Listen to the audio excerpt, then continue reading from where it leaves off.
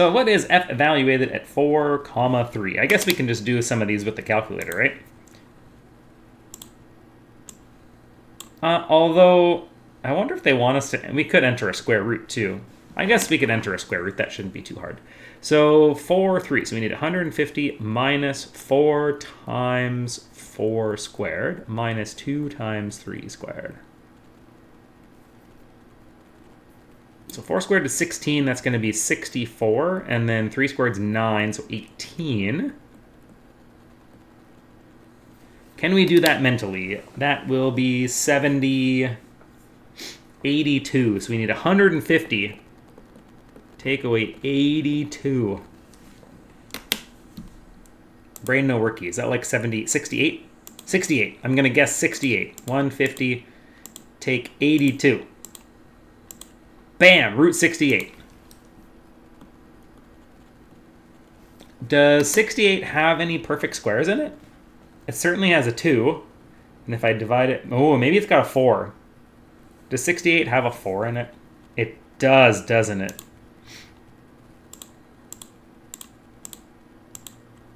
It's 4 times... That's right, it's 4 times 17. How did I not remember that?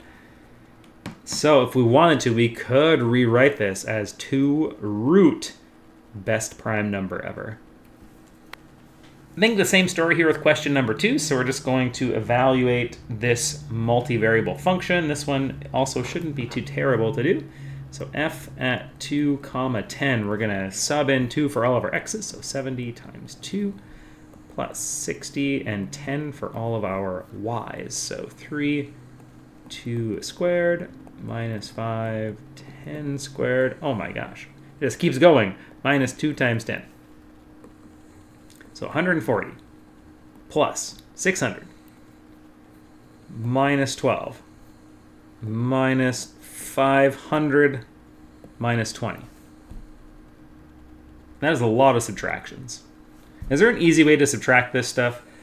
So we could do 140 plus 100 minus 32. So 240 minus 32. 208. The domain of a multivariable function.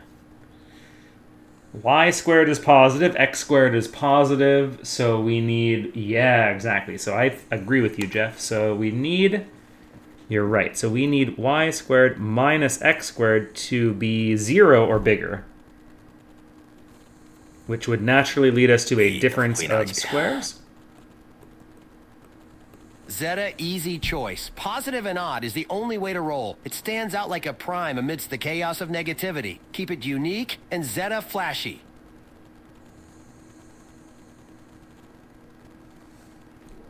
So there are 2 cases.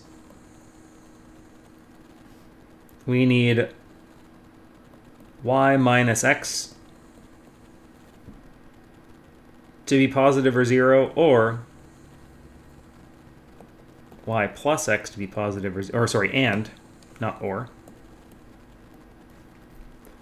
So this gives us y bigger than or equal to x and y bigger than or equal to negative x. Where's that region? So we need y bigger than x, which is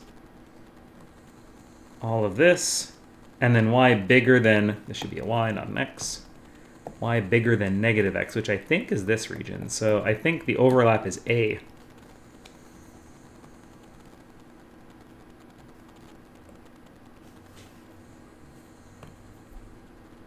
And also C, yeah, so C probably because this is symmetric.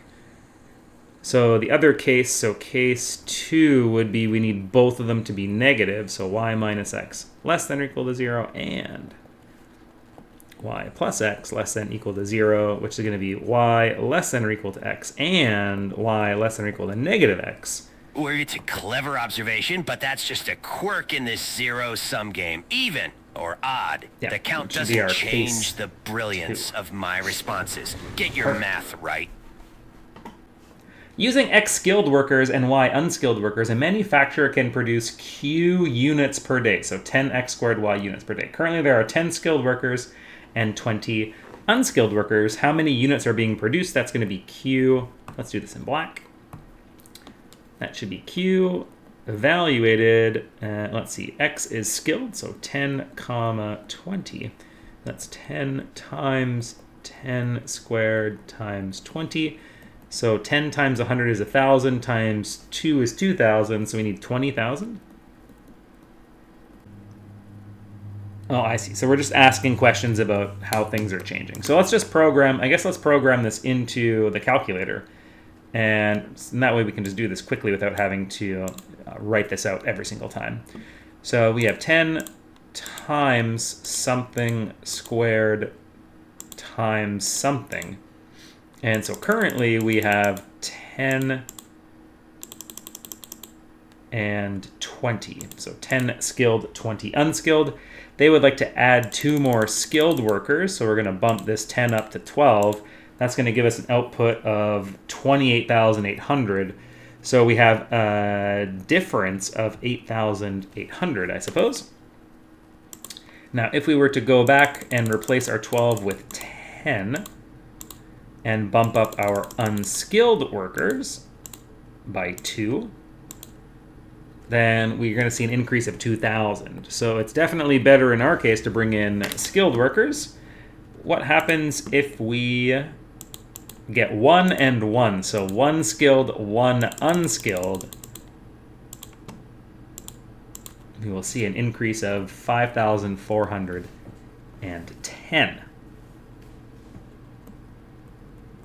So always better in this case to bring in more skilled workers by the looks of it. Although if we could only hire 1 skilled worker, bringing in an unskilled worker as our second individual would definitely be better, I think, than bringing in just like 2 unskilled workers. The daily output of a factory is blah, blah, blah units, where K is the capital investment measured in units of 1,000, and L is the size of the labor force measured in worker hours. Compute the daily output if the capital is this and this and this. Okay, so again, I think it's probably easiest if we just pop it into here. So we need 116,116 times something to the 4/5. 4/5 times something to the 2/3. Labor force measured in worker hours. So we need 1491 in here, and then here we need units of 1,000. So we have 130,000, so we need 130 in here.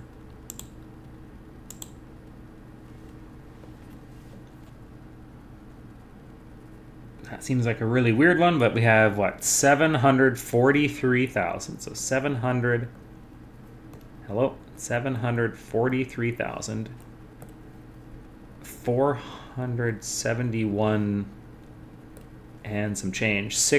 Let's go 6,9. Daily output. I don't know what the daily output is measured in, but let's double check that one. Okay, so that seems reasonable. That's what we got. Okay, so that's how they're actually doing their calculations. So what would happen to the output if both the level of capital investment and the size of the labor force were cut in half? Ooh. Well, 130. What's that going to be? What if we cut 130 in half? That would be 65? Is that 65? 60 and 60 would be 120, right? And then the extra 5s will give me the extra 1 that I need. 1491 divided by 2. I mean, I guess I could just do that. I guess I could just program it into the calculator too, so I don't fuck it up. So 130 over 2. So if we divide both of those in half, holy crap, so 269,000. So 269,000. 92. So we're going to see a major decrease, right? Huge decrease. That's almost by like 500,000. That's wild.